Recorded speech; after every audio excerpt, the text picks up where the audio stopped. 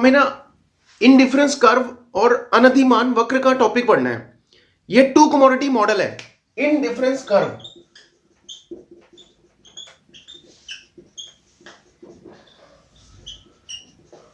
इसे हिंदी में कहते हैं अनधिमान वक्र। ये टू कमोडिटी मॉडल है।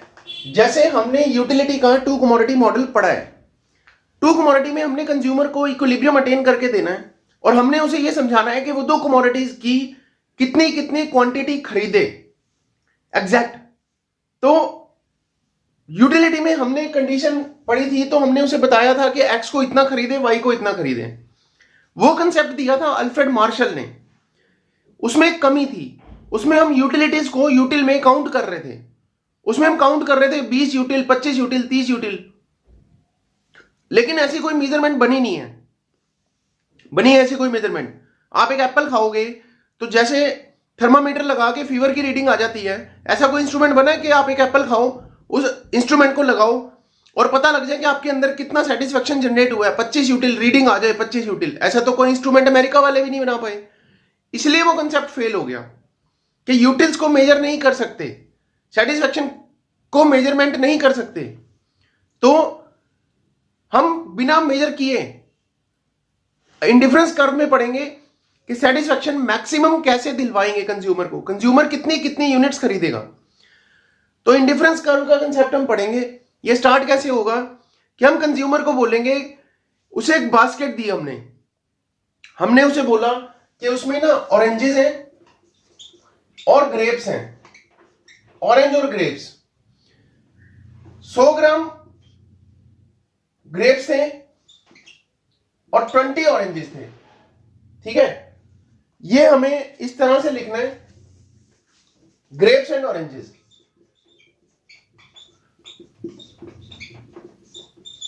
तो 100 ग्राम ग्रेप्स थे और 20 ऑरेंज थे। टू कमोडिटी मॉडल है ना, तो दो चीजें लेंगे।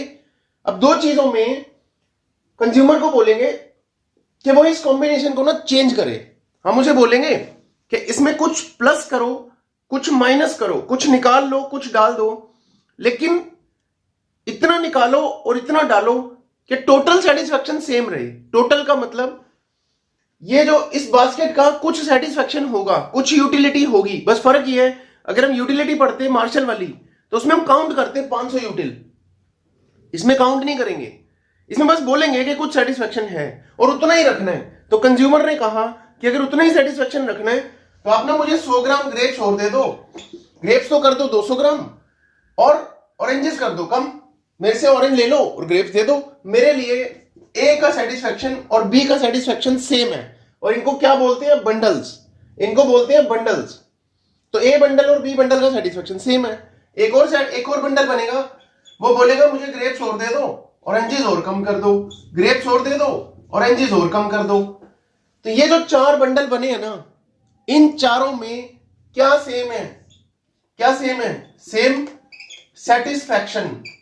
सेम सेटिस्फेक्शन, सेटिस्फेक्शन का मतलब सेम संतुष्टि। तो सेम संतुष्टि के संयोजन, कॉम्बिनेशंस को दिखाने वाला कर्व इनडिफरेंस कर्व होता है। इनडिफरेंस कर्व उन कॉम्बिनेशंस को दिखाता है दो चीजों के, जो कंज्यूमर को बराबर सेटिस्फेक्शन देते हैं। कंज्यूमर कहता है मुझे ये वाला बंडल दे दो, या ये वाला दे दो, या ये वाला दे दो, या ये वाला दे दो, मेरा चारों पे बराबर सेटिस्फेक्शन है, मैं चारों में से मुझे कोई भी दे दो। ठीक है, इसको प्लॉट करेंगे तो इनडिफरेंस कर्व बनेगा। नाम समझा देता हूं, डिफरेंस का मतलब होता है अंतर, इनडिफरेंस का मतलब होता है कोई अंतर नहीं है। तो इनमें कोई अंतर नहीं है, इसलिए इस कर्व को कहते हैं इनडिफरेंस कर्व। ठीक है, तो अब इस कर्व को बनाएंगे तो बनेगा कैसे, ऐसे बनेगा। यहां पे दिखाएंगे ग्रेप्स, यहां दिखाएंगे ऑरेंजेस। अब ये कर्व आप बना दोगे, ऐसे बनेगा कर्व। कर्व समझ रहे हो, डायगोनल। एक तो डायगोनल जाएगा और सीधी लाइन नहीं जाएगी, थोड़ा कर्विकल जाएगा। ठीक है, अब आपने करना क्या है, बराबर गेन लोगे, जैसे 100, 200, 300, 400। इसीलिए पहले मैंने ग्रेप्स यहां लिखे थे, लेकिन ग्रेप्स यहां लिखेंगे। जिसका गेन हो रहा है उसका गेन इक्वल होगा। क्यों होगा ये मैं अभी बताऊंगा, लेकिन जिसका गेन इक्वल हो रहा है उस इक्वल गेन को पहले लिखना था हमें। तो अब यहां हम लेंगे 100 ग्राम, 200 ग्राम, 300 ग्राम और 400 ग्राम। 100 ग्राम, 200 ग्राम, 300 और 400। ठीक है।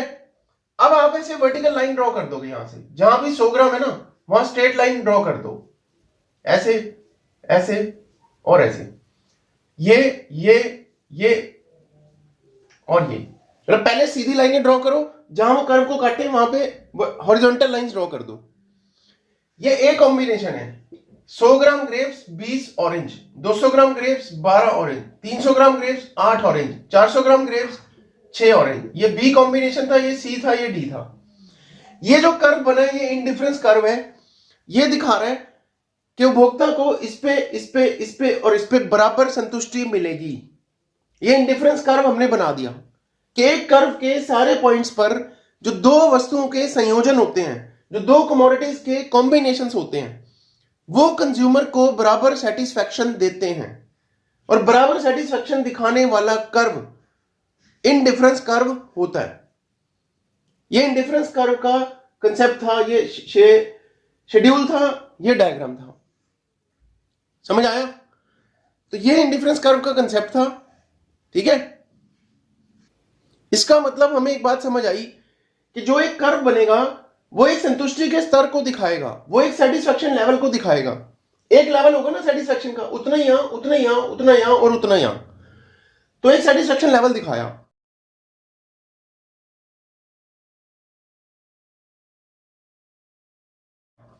अब अगर एक दूसरा कंज्यूमर आ जाए, उसकी बास्केट में ऐसा हो, वो कहे कि 100 ग्राम की जगह 200 ग्राम ग्रेप्स हैं और 20 ऑरेंज हैं। ऑरेंज तो उतने ही हैं लेकिन ग्रेप्स ज्यादा कर दिए। अगर ग्रेप्स ज्यादा कर दिए तो सेटिस्फैक्शन तो ज्यादा होगा ना। आप उसको ऑरेंजेस उतने ही दे रहे हो। मेरे पास 20 ऑरेंज है, आपके पास भी 20 ऑरेंज है, लेकिन मेरे पास 100 ग्राम ग्रेप्स हैं, आपके पास 200 ग्राम ग्रेप्स हैं, तो आपका सेटिस्फैक्शन तो ज्यादा होगा ना। तो इसका सेटिस्फैक्शन इससे ज्यादा होगा। फिर उसने भी वही किया, उसने कहा ग्रेप्स बढ़ा दो, ऑरेंज कम कर दो, ग्रेप्स बढ़ा दो, ऑरेंज कम कर दो, ग्रेप्स बढ़ा दो, ऑरेंज कम कर दो। तो ये जो E F G H, E F G H, ये ग्रेप्स थे, ये ऑरेंजेस थे। ये जो ई एफ जी एच का सेटिस्फैक्शन है, ई एफ जी एच का सेटिस्फैक्शन आपस में बराबर है, लेकिन इन सबका सेटिस्फैक्शन इससे तो ज्यादा है। ये 300 प्लस 12 है, ये 200 प्लस 12 है। आप ग्रेप्स और ऑरेंज को ऐड नहीं कर सकते। आप ग्राम्स और नंबर्स को कैसे ऐड करोगे? मैं ऐड करके टोटल नहीं देख रहा ये 312 है या 212 है, नहीं। लेकिन वैसे तो सोचो, मेरे पास 100 ग्राम ग्रेप्स हैं, आपके पास 200 ग्राम ग्रेप्स हैं, तो आपका सेटिस्फैक्शन तो ज्यादा होगा ना। तो ये स्टोरी है कि इसकी क्वांटिटी इससे ज्यादा है तो इसका सेटिस्फैक्शन इससे तो ज्यादा होगा, लेकिन जब इनमें चलेंगे तो इनका आपस में सेटिस्फैक्शन बराबर होगा। इनका अलग इंडिफरेंस कर्व बनेगा। कैसे बनेगा? 200 प्लस 20 का इंडिफरेंस कर्व ऊपर बनेगा। 200 प्लस 20 का सेटिस्फैक्शन, 200 प्लस 20 का इंडिफरेंस कर्व ऊपर बनेगा।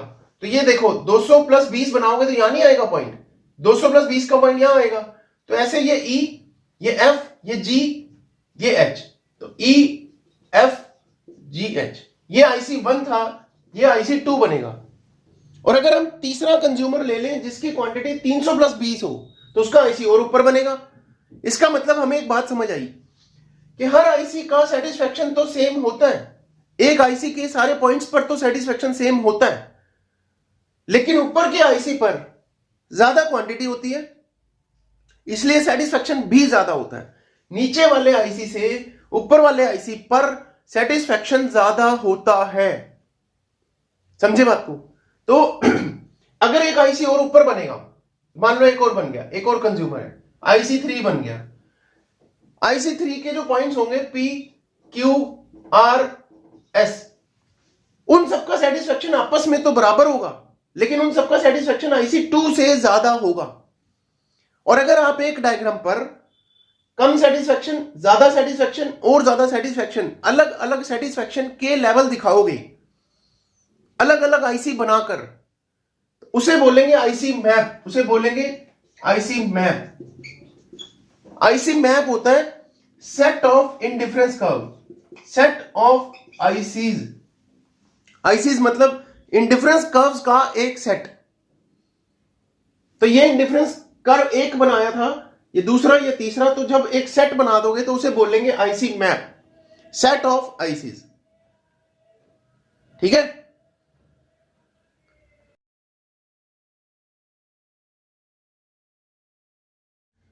देखो ये ना अजम्पशंस हैं, इंडिफरेंस कर्व की अजम्पशंस, जिसे हिंदी में कहते हैं मान्यताएं, कि हमें इस एनालिसिस को पढ़ने से पहले क्या क्या मानना है। तो मान्यताओं में होगा पहला, कंज्यूमर इज रैशनल, इसे हिंदी में कहते हैं विवेकशील उपभोक्ता। विवेकशील का मतलब है कि वो अपना सेटिस्फेक्शन मैक्सिमम करना चाहता है। ये अजम्पशन हमने यूटिलिटी में भी लिखी थी, वो अपना सेटिस्फेक्शन मैक्सिमम करना चाहता है।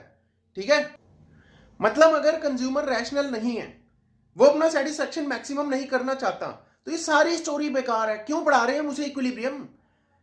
जिसको यहां से एक जगह पर जाना ही नहीं, हम उसे वहां जाने का रास्ता क्यों बताएंगे? उसे जाना है तभी तो रास्ता बताएंगे। तो कहने का मीनिंग यह है कि कंज्यूमर रैशनल नहीं होगा। रैशनल ना होने का मतलब है कि वो कहता है कि यार छोटे घर में रह लो, बड़े घर में रह लो, सड़क पे रह लो, जंगल में रह लो, कोई फर्क नहीं पड़ता, गाड़ी हो या ना हो कोई फर्क नहीं पड़ता। तो जिसको बड़ी गाड़ी खरीदनी नहीं, जिसको बड़ा घर लेना ही नहीं, जिसको जंगल में जाके फ्रूट खा के रहना है, उसको हम इक्विलिब्रियम क्यों समझाएंगे? इक्विलिब्रियम का मतलब तो यह है कि रिसोर्सेज का बेस्ट यूज करना है, रिसोर्स खर्च करके मैक्सिमम सेटिस्फेक्शन लेना है। तो जो फ्रूट खा के जी रहा है उसको क्यों हमने उसके सेटिस्फेक्शन को मैक्सिमम करना है? वो तो मनी के साथ इन्वॉल्व ही नहीं है ना। तो कंज्यूमर रैशनल नहीं होगा तो कोई भी थ्योरी वर्क नहीं करेगी। तो कंज्यूमर को रैशनल होना पड़ेगा, पहली असम्पशन है। डिमिनिशिंग एमआरएस, ये पूरी एक प्रॉपर्टी है जो डिटेल में हम आगे पढ़ेंगे।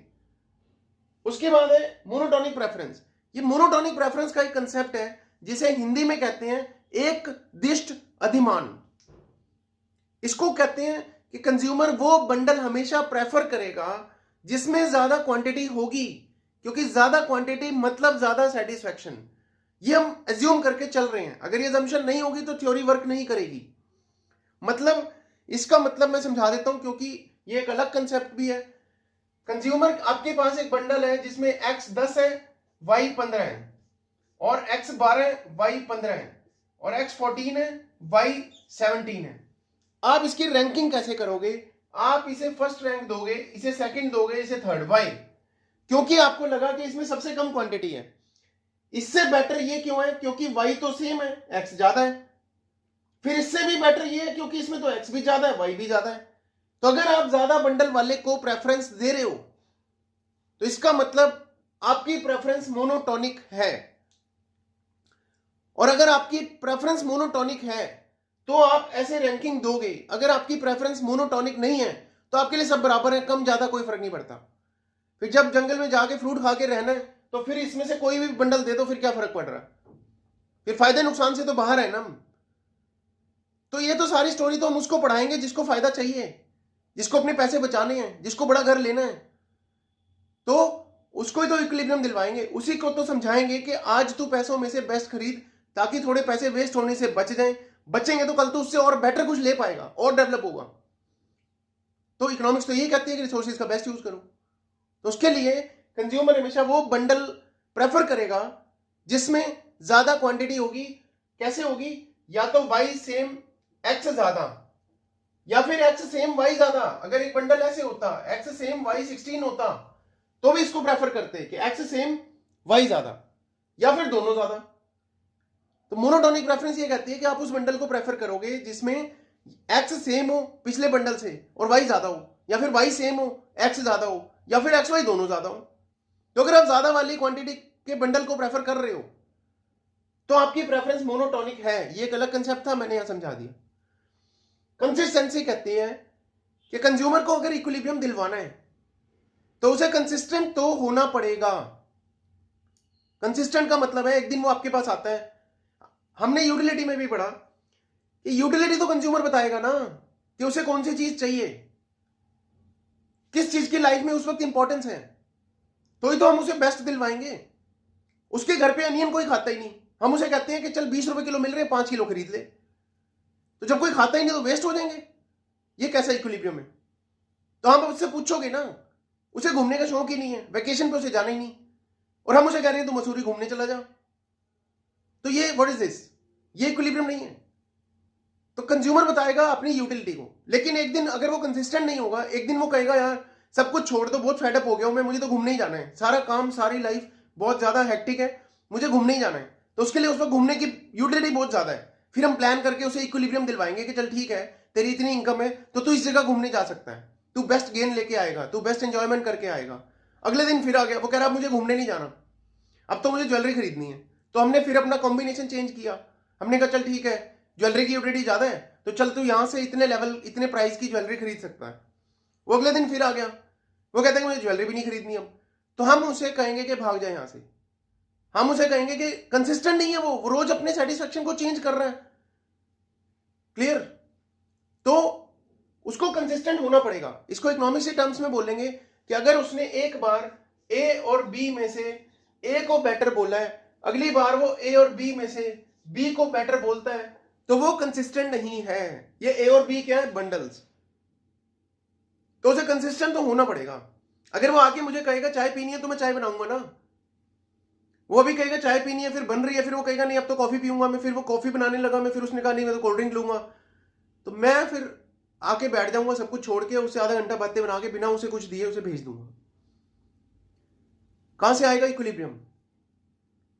कहने का मीनिंग ये है कि कंसिस्टेंट तो होना पड़ेगा, कंज्यूमर को कंसिस्टेंट तो होना पड़ेगा अपने बंडल्स के साथ। ये 3 अजम्पशंस थी, ठीक है, मान्यताएं।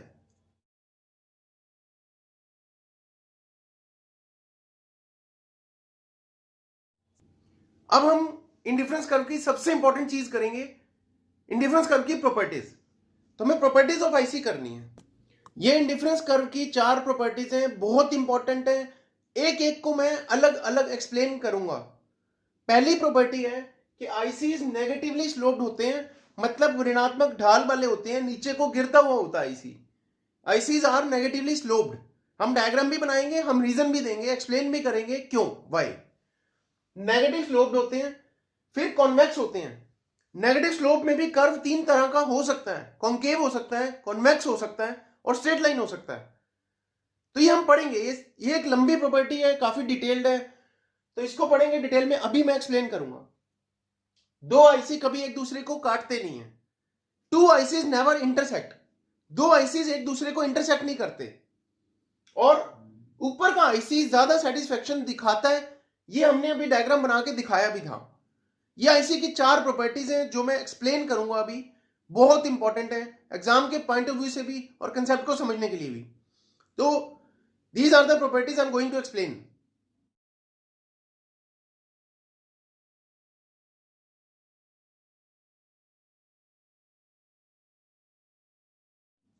ये आईसी की पहली प्रॉपर्टी है, indifference curves are negatively sloped, ऋणात्मक ढाल, नीचे को गिरता हुआ कर्व ऐसे।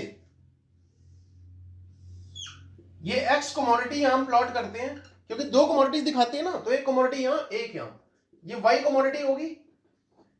तो ये कर्व हम बनाते हैं, ये कॉम्बिनेशन था, ये एक्स आप इतना ले रहे थे x1 और y1, उपभोक्ता इस कॉम्बिनेशन को ले रहा था, जैसे हमने पहला कॉम्बिनेशन नहीं दिखाया था 100 ग्राम ग्रेप्स 20 ऑरेंजेस, ये वो वाला कॉम्बिनेशन है। अब दूसरे कॉम्बिनेशन पे आने के लिए कंज्यूमर ने क्या किया था? कंज्यूमर ने कहा था कि मुझे ऑरेंजेस मेरे से ले लो, ग्रेप्स मुझे दे दो। तो कंज्यूमर ने कहा कि y मेरे से कम कर दो, y हमने कम कर दिया, देखो एरो नीचे आ रहा है ना, इसको बोलते हैं माइनस डेल्टा y। डेल्टा मतलब चेंज, तो y को चेंज किया, नीचे लाए, y2 हो गया। तो y को कम करके x को तो बढ़ाया, ये x1 था, ये x2 हो गया, ये क्या है? ये प्लस डेल्टा x है। तो b पे आ गया वो। कंडीशन क्या थी? इंडिफरेंस कर्व की कंडीशन क्या थी? कंडीशन ये थी कि सेटिस्फेक्शन सेम रहना चाहिए।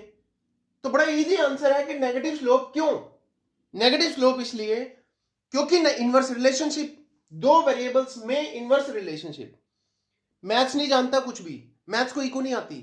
मैथ्स कहता है मुझे कोई भी कोऑर्डिनेट्स दे दो, मैं कर्व बना के दे दूंगा, और वो जो कोऑर्डिनेट्स का बिहेवियर होगा वो डिमांड में अलग होगा, वो सप्लाई में अलग होगा, वो कॉस्ट में अलग होगा, प्रोडक्शन में अलग होगा, जितने कर्व बनाओगे सब में वो बिहेवियर अलग होगा। तो मैथ्स कहता है मुझे बिहेवियर से क्या लेना देना, मुझे तो आप पॉइंट्स दे दो, कोऑर्डिनेट्स, मैं पॉइंट प्लॉट करके आपको कर्व बना दूंगा। कोई पैराबोला बन जाएगा, कोई किसी तरह का कोई स्ट्रेट लाइन बन जाएगा, कोई कॉन्वेक्स होगा। तो मुझे नहीं पता बिहेवियर, तो हमने एक बिहेवियर पकड़ा, एनालिसिस किया, कंज्यूमर के कॉम्बिनेशंस नोट किए। तो कंज्यूमर ने कहा कि अगर तो रखना है सेटिस्फेक्शन सेम, तो मैं एक कमोडिटी को बढ़ाऊंगा, दूसरी कम करनी पड़ेगी। हमने कंज्यूमर को बोला कि अगर तू एक कमोडिटी बढ़ाएगा तो दूसरी तो कम करनी पड़ेगी। तो अगर वो एक कमोडिटी को बढ़ा के दूसरी कम करेगा, तो जो दो वेरिएबल हम प्लॉट कर रहे हैं उनमें रिलेशन इनवर्स है, और इनवर्स रिलेशन की वजह से कर्व नेगेटिव स्लोप बनता है। अगर एक चीज बढ़ रही है और दूसरी कम हो रही है तो कर्व नेगेटिव स्लोप बनेगा। इसकी एक सिंगल लाइन एक्सप्लेनेशन ये है कि ICs are negatively sloped because for keeping the total satisfaction same, for increasing the units of one commodity, consumer has to sacrifice the units of other commodity to keep the satisfaction level same. This is first property of ICs. IC negative slope होते हैं, क्यों होते हैं? क्योंकि एक commodity को बढ़ाएगा तो दूसरी कम करनी पड़ेगी अगर satisfaction same रखना है तो, और अगर दोनों को बढ़ा देगा तो satisfaction ज्यादा नहीं हो जाएगा। 100 ग्राम ग्रेप्स और 20 ऑरेंज थे, ग्रेप्स को कर दिया 200 ग्राम, ऑरेंज को कर दिया 30, तो 200 ग्राम प्लस 30 का सेटिस्फेक्शन ज्यादा नहीं हो जाएगा, और ज्यादा तो हमें दिखाना ही नहीं। अगर ज्यादा हो जाएगा तो वो इंडिफरेंस कर्व थोड़ी रहेगा, वो तो डिफरेंस कर्व बन जाएगा।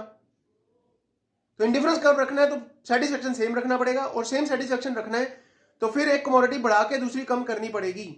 इसका मतलब ये पहली प्रॉपर्टी थी आईसीज की, नेगेटिव स्लोप होता है। ये आईसीज की एक और प्रॉपर्टी है, और ये प्रॉपर्टी कहती है कि आईसीज कभी इंटरसेक्ट नहीं करते।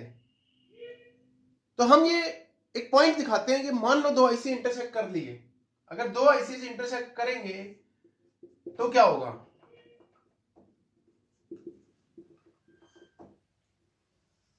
एक आईसी ये और एक आईसी ये, तो इनका एक कॉमन पॉइंट आएगा। इस कॉमन पॉइंट पर दोनों का सेटिस्फेक्शन सेम होगा, जो कि पॉसिबल नहीं है, क्योंकि हम पढ़ते हैं कि हर आईसी अपना अलग एक लेवल ऑफ सेटिस्फेक्शन दिखाता है। तो अगर एक लेवल ऑफ सेटिस्फेक्शन वो दिखाता है तो दो आईसी का सेटिस्फेक्शन सेम नहीं हो सकता।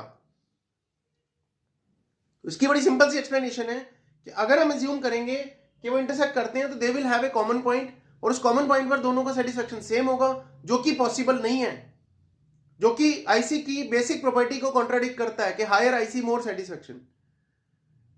तो फिर ये पॉसिबल नहीं है, इसलिए आईसीज इंटरसेक्ट नहीं करते। Got it? ये बड़ी सिंपल सी प्रॉपर्टी थी। तो ये आईसीज नेवर इंटरसेक्ट। ये आईसी की अगली प्रॉपर्टी है कि ऊपर का IC higher level of satisfaction को दिखाता है, जितना ऊपर का आईसी होगा उतना उस पर सेटिस्फेक्शन ज्यादा होगा। इसका मतलब हमें एक बात यहां पे याद रखनी है कि जब हम इक्विलिब्रियम ट्रेस करेंगे तो हम ये कोशिश करेंगे कि सबसे ऊपर वाला आईसी, जो सबसे ऊपर वाला आईसी हमें अटेन किया जा सकता है, उसको अटेन करने की कोशिश करनी है। तो क्यों वाई ऊपर का आईसी ज्यादा सेटिस्फेक्शन क्यों दिखाता है? क्योंकि मैथ्स कहता है कि मुझे तो पॉइंट्स दे दो, मेरे को जो पॉइंट्स दे दोगे वो मैं बना दूंगा। एक आईसी बना, ये एक पॉइंट था, इस पे एक्स और वाई वैल्यू थी। मान लो कि ये एक्स 10 था और y 25 था। मैथ्स कह रहा है कि अगर इससे ऊपर का कोई पॉइंट आपको चाहिए तो अगर आप यहां पर आओगे तो क्या होगा? y सेम होगा, x ज्यादा होगा। अगर y सेम और x ज्यादा है तो भी सेटिस्फेक्शन ज्यादा। y सेम मतलब y तो 15 है, x पहले 10 था अब 20 है, तो 10 प्लस 15 ज्यादा है या 20 प्लस 15 ज्यादा है, तो 20 प्लस 15 का सेटिस्फेक्शन ज्यादा होगा।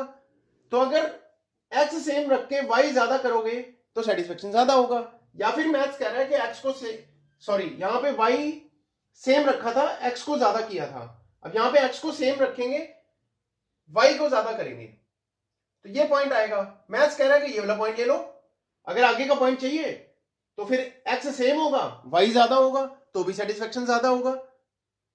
अगर आप y को सेम रख के x को बढ़ाओगे तो सेटिस्फेक्शन ज्यादा इस पॉइंट पर, अगर आप x को सेम रख के y को बढ़ा दोगे तो भी सेटिस्फेक्शन ज्यादा। और अगर आप दोनों को बढ़ाना चाहते हो तो यहां आएगा पॉइंट, यहां देखो यहां क्या हो रहा है, यहां पे x भी ज्यादा हो गया, यहां से ओरिजिनल पॉइंट से x भी ज्यादा, y भी ज्यादा है, तो यहां सेटिस्फेक्शन ज्यादा। इसका मतलब हमें एक बात समझ आई कि जो ऊपर का कर्व बनेगा उस पर सेटिस्फेक्शन ज्यादा होगा, IC1 का सेटिस्फेक्शन कम होगा, IC2 का ज्यादा होगा और IC3 का और ज्यादा होगा। क्योंकि ऊपर का IC बनेगा ही तभी जब उस पे नीचे वाले IC से क्वांटिटी ज्यादा होगी, क्वांटिटी ज्यादा होगी। ठीक है, तो ये IC की तीसरी प्रॉपर्टी थी। और इसके पीछे वो अजम्पशन पूछेंगे आपसे कि higher IC more satisfaction show करता है, क्यों, वाई, इसके पीछे अजम्पशन कौन सी है? तो इसके पीछे अजम्पशन है मोनोटोनिक प्रेफरेंस। क्योंकि एक बात बताओ, ऊपर के IC पर ज्यादा क्वांटिटी है, ये तो मैथ्स कह रहा है कि अगर आपको ऊपर के पॉइंट पे जाना है तो उसके कोऑर्डिनेट जो होंगे वो नीचे की वैल्यू से ज्यादा होंगे। ये बात तो समझ, मैथ्स कह रहा है कि नीचे 10 प्लॉट करोगे तो नीचे प्लॉट होगा, 20 प्लॉट करोगे तो ऊपर प्लॉट होगा। ये तो मैथ्स है, इको क्या कर रही है इसमें? तो ये तो बात समझ आ गई कि अगर हमें टेक्निकली ऊपर के पॉइंट पे खड़े होना है तो मैथ्स का ग्राफ बोल रहा है कि ऊपर खड़े होना है तो वैल्यू तो ज्यादा होगी। अब क्या करें फिर? वैल्यू ज्यादा होगी, इसका मतलब इको बोल रही है कि अगर मोनोटोनिक प्रेफरेंस है तो अगर ऊपर के बंडल पे क्वांटिटी ज्यादा है तो इको बोल रही है कि सेटिस्फेक्शन ज्यादा होगा, क्योंकि मोनोटोनिक प्रेफरेंस है। हमने यही पढ़ा था कि मोनोटोनिक प्रेफरेंस में कंज्यूमर उस बंडल को ज्यादा प्रेफर करेगा जिसमें क्वांटिटी ज्यादा है। तो ऊपर के बंडल्स पे, ऊपर के पॉइंट्स पर ज्यादा क्वांटिटी होती है, या तो x की सेम y ज्यादा होता है या y की सेम x ज्यादा होता है या x y दोनों ज्यादा होते हैं, तो ज्यादा सेटिस्फेक्शन मिलेगा बिकॉज ऑफ मोनोटोनिक प्रेफरेंस। ये तीसरी प्रॉपर्टी थी।